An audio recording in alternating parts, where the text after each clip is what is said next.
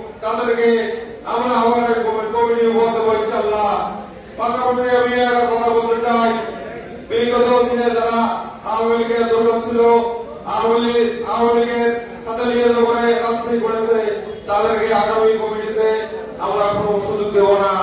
প্রিয় সংগ্রামী ভাই ও বন্ধুরা, আপনারা জানেন আওয়ামী লীগের আমলে আমরা সবাই নিচে যেত, আমরা রাত্রে ঘুমাতে পারি নাই। সবচেয়ে দুঃখের বিষয় হলো আমরা রাত্রে আমরা ছোটবেলা থেকে শুনে গেছি, সন্ধ্যালে মা বোনেরা বলে বাবা ভাই তুমি বাসায় আসো, কিন্তু এই মেসেজ আসে না বলে আমার মারা আমাদের বলছে এই বাবা তুমি কোনো জায়গায় লুকাও। এর চেয়ে দুঃখের বিষয় প্রিয় সরকারের উদ্ধার কিছু হতে পারে না।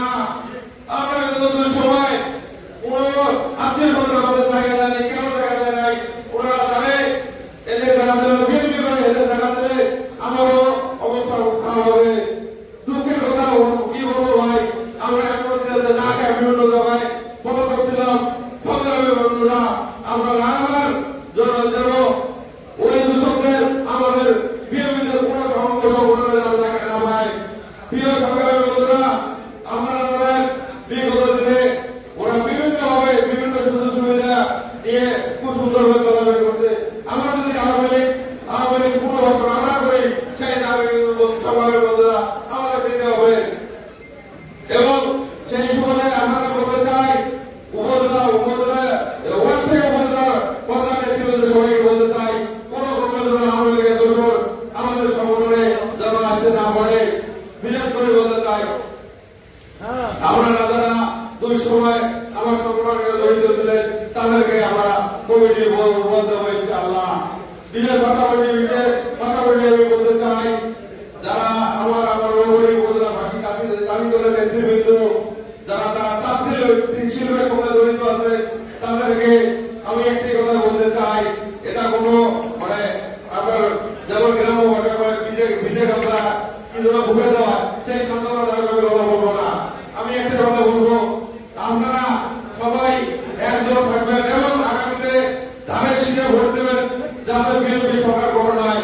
বিএনপি সরকার গঠন করতে পারলে আগামীতে আমরা বিশেষ করে উপজেলা তার বলেন ব্যবহারের প্রাধান্য দেবো এবং সহযোগিতা করবো যাতে আগামীতে বাংলাদেশের মধ্যে কুড়িগ্রাম জেলা রাজীবপুর উপজেলায় যেন ব্যাপকভাবে তার শিল্প বিস্তার লাভ করতে পারে।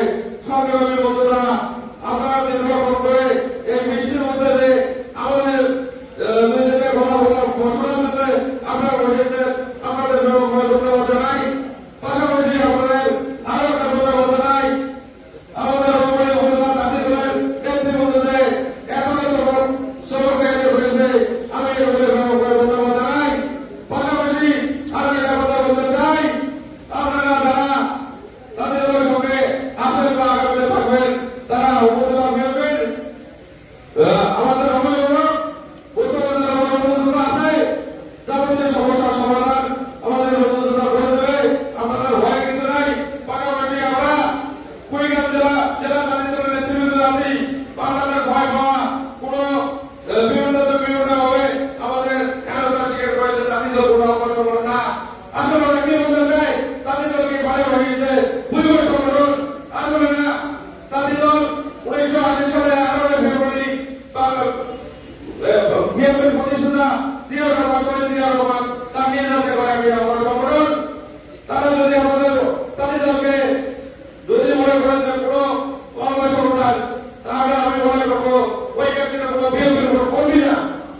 আপনারা কি বলেন? তাহলে আপনাদের কোনো ভাই বা কোনো কিছু চিন্তা ভাবনা করার কারণে আমরা দাবি দলে আছেন, দাবি দলে থাকেন। আগামীতে ইনশাআল্লাহ দাবি দলের মাধ্যমে আমরা একসঙ্গে আমরা বিএনপিতে যোগদান করবো, বিএনপি বন্ধন করবো। আমরা নেতৃত্ব বজায় একদিনে এক জায়গায় স্থায়ী থাকে না। আজকে আমি দাবি দল করি, আগামীতে আমি বিএনপি করবো। তো সংগ্রামী বন্ধুরা, আপনাদের বিরক্ত করবো না। আমাদের এখানে উপস্থিত আছেন কুড়িগ্রাম জেলা দাবি দলের সম্মানিত সভাপতি আনিস ভাই, তার কিছু নির্দেশনামূলক বক্তব্য